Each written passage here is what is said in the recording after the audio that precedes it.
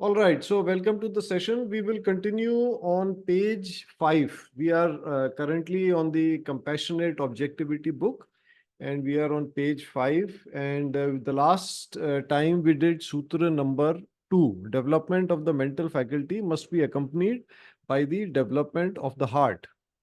Yeah, I hope you remember that. Here we talked about, why Master has told us to balance the practice of twin heart meditation and soul meditation. You remember this? I hope you can remember this. We talked about that. Yeah. Okay, let's move on.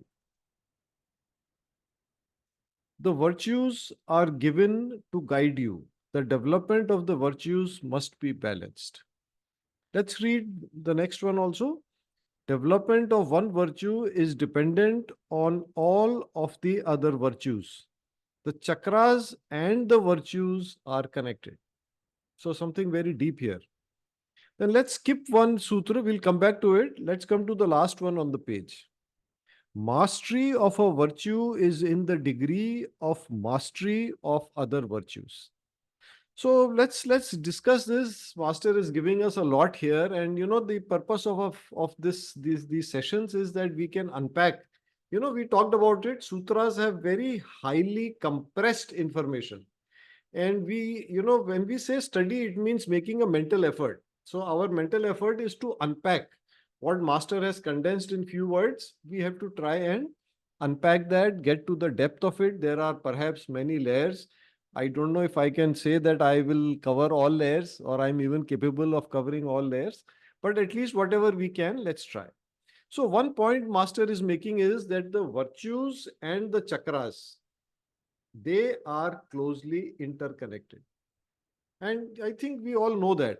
Loving kindness, generosity, for example, are related to the heart chakra. I mean, not only the heart chakra, but principally the heart chakra. Because solar is also involved, and basic is also involved, and throat is also involved, and when we talk about forgiveness, Mengmen is also involved. So, and similarly the other ones, like honesty and non-lying, the higher form is accurate perception, correct expression. Mainly, now again the word is mainly, not only, but mainly the throat and the ajna. So as we practice the virtues, those chakras will also change. And vice versa, if through psychotherapy and the other pranic healing techniques, if we are also changing the energy of the chakras, it will help us in our character development. And if some of you have a background in mathematics, there is a 1-to-1 relationship, 1-to-many relationship. Now, this is a case of many-to-many relationships. Many virtues are connected with many chakras. Many chakras are associated with many virtues. All right. Then the other thing Master is saying in these three sutras, that's why I read them together. I thought that Master is also telling us that the virtues are also interconnected. They do not stand apart from each other. Like, for example, when we are practicing honesty, and if any of you are, joining in the Arhatic practice in the morning, currently in this month, we are doing the honesty and non-lying. But there, Master has said, honesty must be balanced with loving kindness and non-injuriousness. You see how they are interconnected? Now, for example, moderation. Moderation is related to all the virtues. Because, loving kindness, non-injuriousness, yes, but in moderation. For example, if with your children, you just practice loving kindness and you never discipline them, it's doubtful, how your children will be. So, and for example, to practice moderation, can you practice moderation without accurate perception? How do you know what is the right? You see, moderation means what? Do things in the right quantity. Don't overdo, don't do less, don't do more. But then where to draw the line? How will you know that without your virtue of accurate perception? So what Master is saying is all of them are interconnected. All the virtues. And as you practice the virtues, the practice of each virtue to some extent develops the other virtues also. And that is why in the Arhatic path, Master has given us a schedule. I think most of you are on the Arhatic path. So you are aware there is a schedule of 15 months. And every month the virtue changes. I think most of the virtues we practice for 3 months, each virtue, but the sub virtue changes. So that is why that cycle is there. And then Master says, you repeat 15 minutes after 15 months, you repeat and then you repeat. And in some lecture, Master says, if you do it for 3 to 5 years, you will be completely changed. The key is to do it regularly. The key is to do it without break. Yeah. All right, let's move on. We missed out on one sutra. Let's go back to that.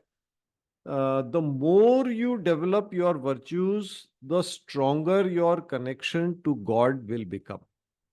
You remember we have come across something like this earlier also, a sutra which was something similar, where Master said that your spiritual progress is closely associated or closely dependent on your character development. If so the both go hand in hand. All right. So, spiritual progress, you see, one thing you have to keep in mind that only arhatic practice does not give you spiritual progress. There are people who are very highly evolved as karma yogis. They may not be doing meditation. They may not be doing bhakti, but they are doing karma yoga. Now, how does the Gita define the karma yoga? When you do it without attachment to the fruit. So, the thing is that when people have developed virtues and those virtues show up in their karma, they are also evolving. All right. And then another thing Master has given us. He says that even if you don't want spiritual progress, your life will become easier. Your life will become easier if you practice the virtues because karmically you will gain. All right, shall we move on? So that's the end of the section. Now a new section comes. The heading is evolution.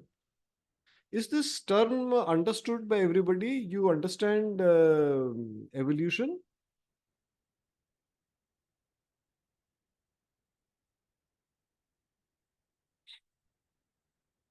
Okay, I guess everybody understands evolution. So evolution means there's continuous progress, continuous change, continuous purposeful, targeted growth. Yes, very good, Nupur. Thank you. So here Master says a good person is not completely good, nor is a bad person completely bad. Now, obviously, when Master is saying good person, he means, who most people generally in the eyes of society is considered as a good person. We are talking about somebody like that. Now he's saying that, he's good, but it doesn't mean that he's perfect.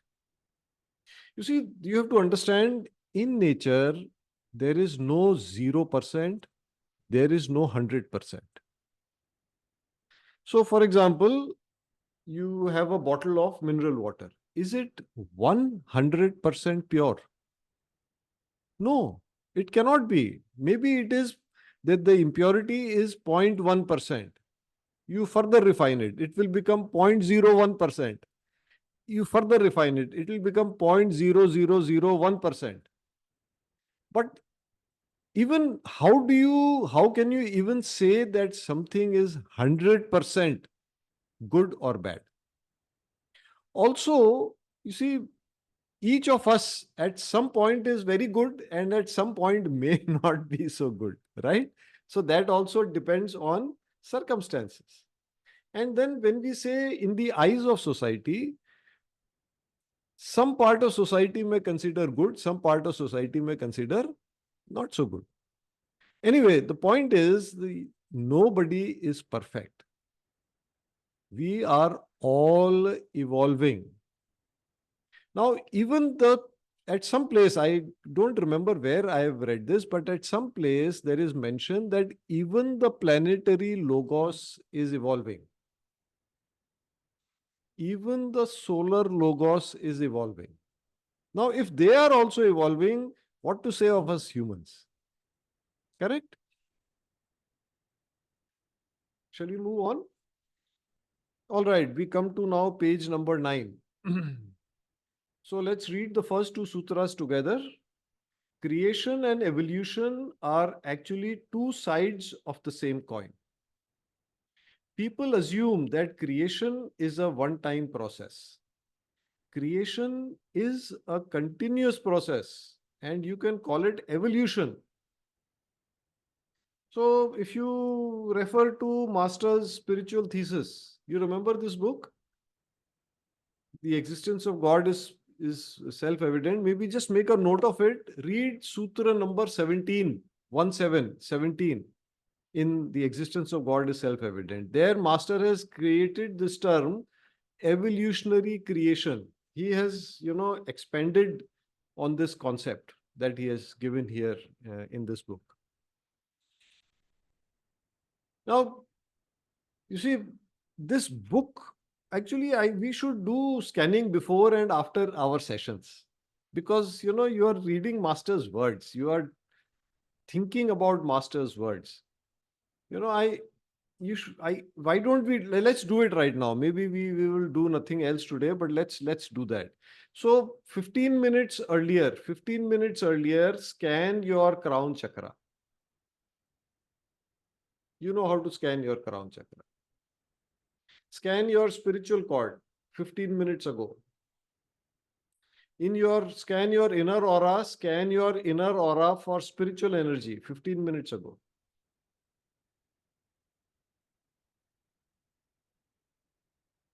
Okay. And then you scan right now. Or let me read a sutra, think about the sutra, and then you scan again. Creation and evolution are actually two sides of the same coin. People assume that creation is a one-time process. Creation is a continuous process. You can call it evolution. Why don't we scan again and see?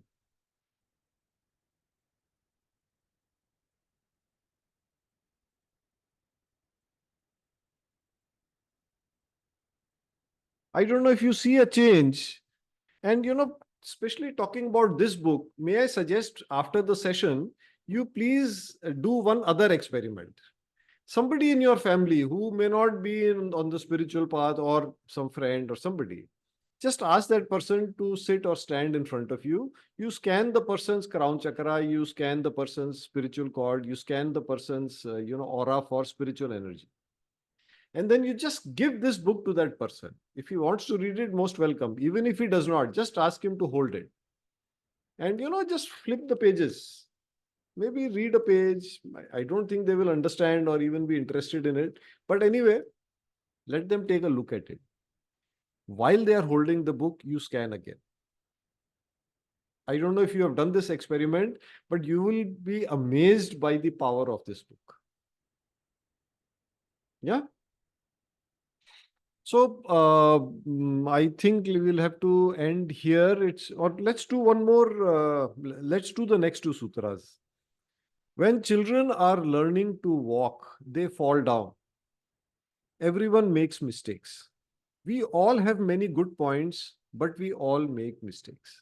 See, Master very often uses the example of children or kids. Because when he is talking about young souls, you see, one way is you are a child in body. Another is somebody is a child as the soul has not evolved sufficiently. Right? So young soul.